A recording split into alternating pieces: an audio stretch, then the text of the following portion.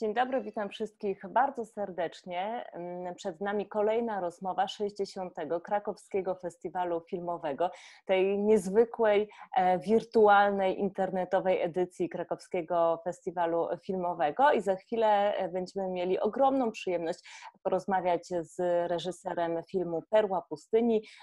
Ten film startuje w konkursie filmów dokumentalnych muzycznych. Pushpendra Singh jest z nami. Hello, nice to meet you.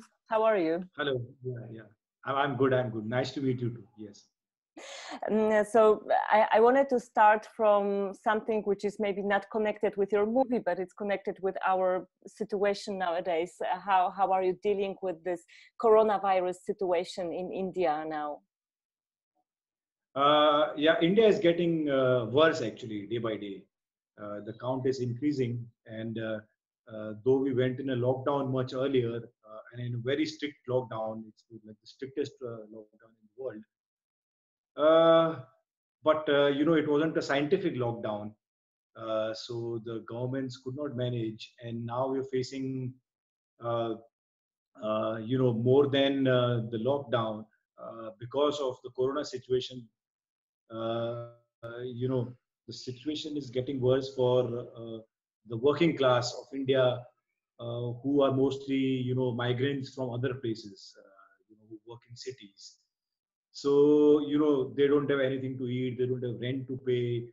So, you know, there's a crisis in India that they have started walking back to the cities, to the towns and villages. And the government does not know how to, you know, to react, how to control the situation.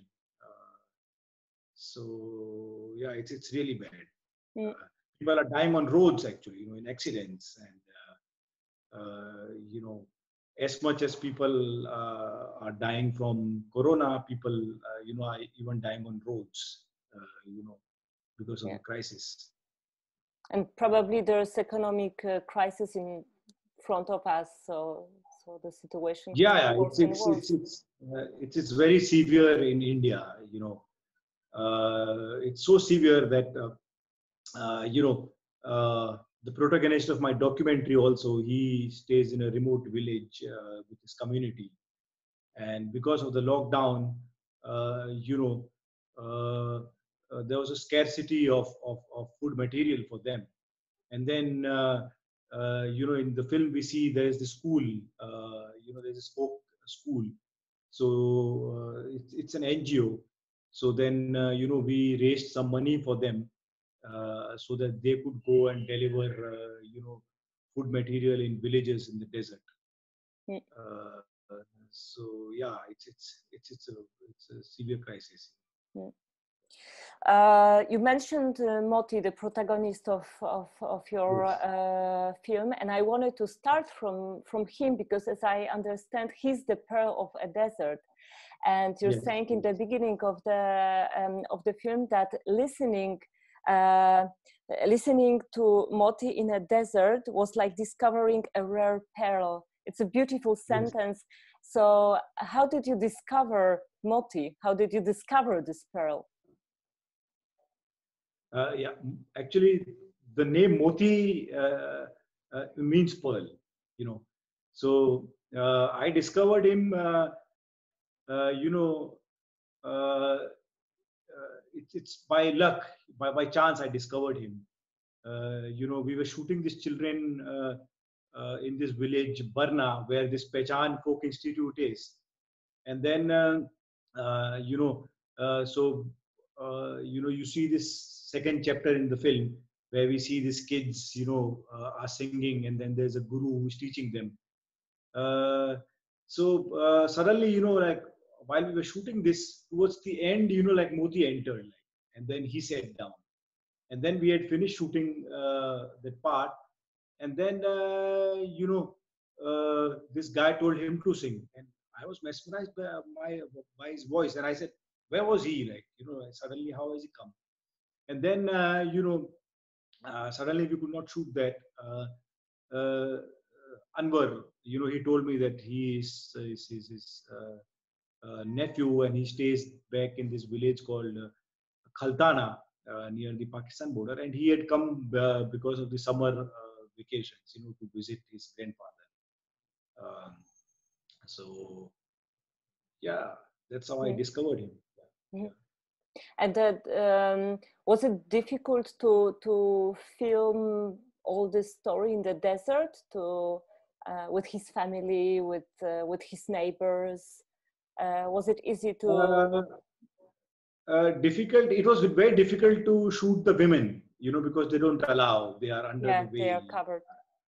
Yeah, so it was really difficult to shoot, and because after a long time, when we built the trust, we could shoot in some parts, like inside the kitchen, and then towards the end, which is like very spontaneously we got it, So otherwise, yeah, it wasn't so difficult because I had the trust with them, a relationship was already there, because I had shot my debut feature, which is called Lajwanti, the Honor Keeper, which is also set there in the desert. So yeah, the whole community actually had helped me in the shooting at that time also. So and I had that past relationship with them. Yeah.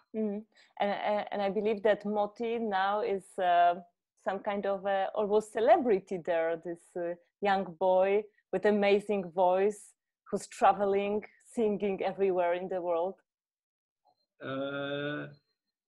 Yeah, it's the nature of this community is such that that you become a celebrity only for a few days. Yeah, I'm joking a bit, but yeah.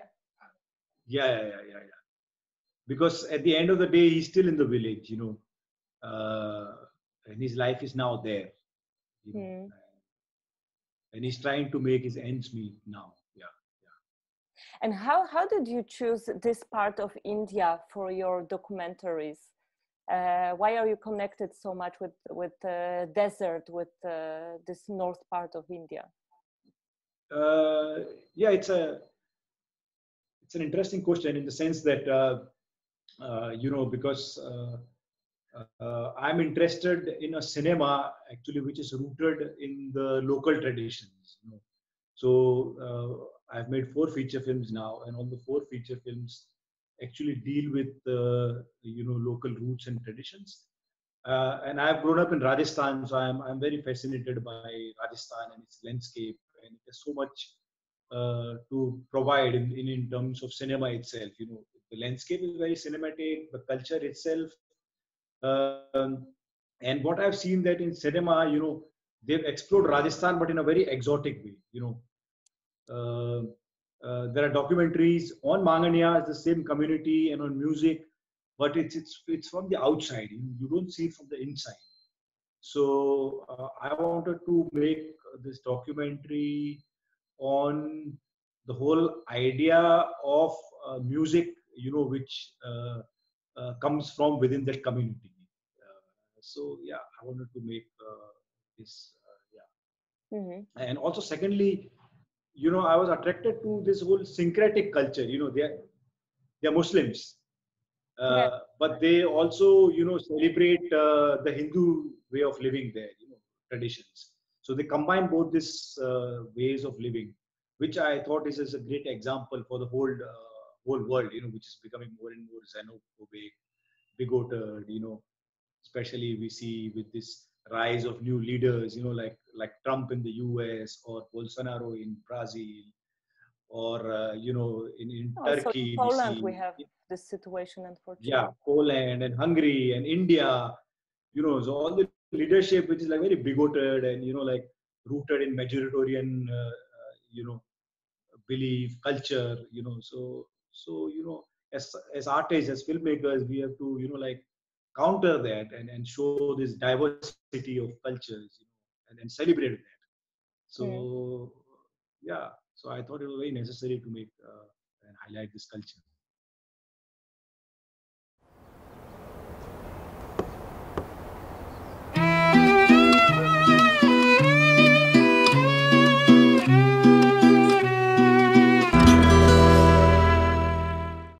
Because I wanted to ask you about it because you touch a bit the subject of discrimination There is like one scene, one little dialogue about discrimination. Could you elaborate on this? You know, they are, because they are from a very marginalized, very poor class, even in the desert. So in India, we have a caste system. There's a hierarchy, you know. So we have this, you know, the upper castes, which are the Rajputs, Brahmins, uh, uh, and then the lower, in the lower strata, you know. So at some point, you know, Manganiyas were also Hindus, but they were from the lower castes, so they were discriminated. So to, you know, overcome that discrimination, I think in the 15th century they converted to Islam. But despite conversion, actually that tradition still goes on. So you know, they are patronized by the Rajputs. So it's not so bad for them, but still we can see that in the villages, you know, like even in the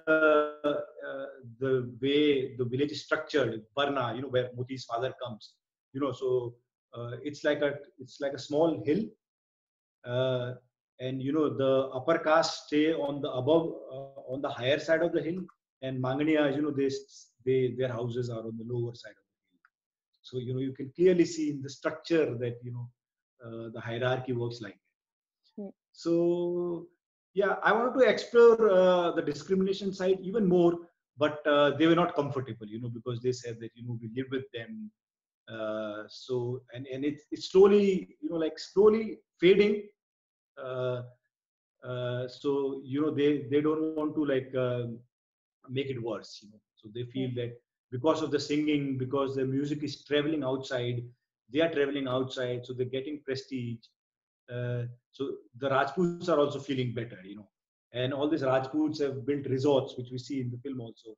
So they're allowing them, you know, like they're giving them space, you know, to sing, and then you know, so they're given respect in that sense, you know. So you know, they feel that because the music is traveling, people are listening to it. So you know, this discrimination is getting lesser and lesser. So they said, you know, like if you like highlight it in the film, it could make it worse, you know. So it's the tension is still there. So then I said, okay, you know, let's make it suggestive, let's not highlight it. So let's come back to the music, Yes. because I would like to hear a bit more about music from this region, especially Yes. that you came from this region also. So and you are also responsible for the music in this in Perła of the desert. So Yes. I would like to ask, what does it mean that that you are so much involved, not only about not only with directing, but also, I don't know, creating music, composing, or gathering music from this region? What does it mean? How your work look like? You know, if you see at the music, you listen to Manganiyar music, you can find the connection between the gypsy music, you know, of you can find traces in Spain, you can find traces in Romania, you can find traces in Turkey. You know, there's this beautiful film called Lachodrome, you know, which deals with you know, the gypsy music and its roots in Rajasthan, and how it has traveled from Rajasthan through gypsies to, you know, like Spain, you know, ancient Spain. So it shows the connection of the music. So we see that you know, so in that sense, like, you know, the music is also very ancient, you know, it has a past, it has traditions, you know. So in that sense, I find that music very global. So I would like to ask, are those songs that we can hear in your film, are those songs that you know also from, I don't know, from your childhood, from your tradition, from your family, or not at all? No, not from my childhood or from my family, because I am from a different side of Rajasthan, which is more towards the north, and this is more towards really the west. So and even the language is different. Because in India, language also changes like every 15 kilometers. The dialect starts changing, and so that's also different. Yeah. But yeah, I have heard traces of this, because Bollywood really takes, it steals from everywhere. So it has stolen from their music also. So one can find some traces of their music. I've already heard. Yeah. I loved the lyrics, because it was the first time when I could read the lyrics of traditional songs from that area, and I was surprised that not all of them are like religious songs or connected to some kind of worship, but some of them are about everyday life. Exactly. It was very interesting. Yeah. Mostly they're very ritualistic songs, especially marriages, or a child is born, so they are about birth, or when a girl gets married and then she is going to her in-laws' house, so so from the point of view of mother and family members, so songs like that. And it's very fascinating how because it's like an artist patron relationship they have.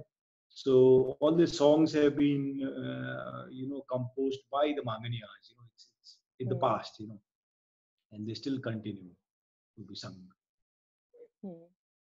So what Motis is doing now? Now he's, as you said, he's stuck, of course, because of coronavirus. He's in his village.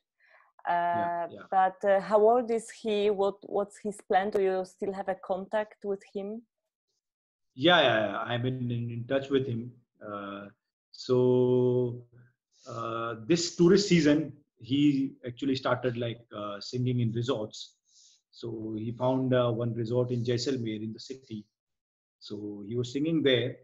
So suddenly, because of the lockdown, so all this tourism also went for a toss. So he had to go back to his village. So yeah, now I think unless we discover a vaccine, tourism also would be affected, and then like his chances of earning will also be affected. Because he started becoming independent since last year. It's fantastic. So he's finally 15, going to 16 now. So he wants to be independent. He wants to take charge. So yeah. But he's a smart and intelligent guy. So I think he will make it. Like I'm very pretty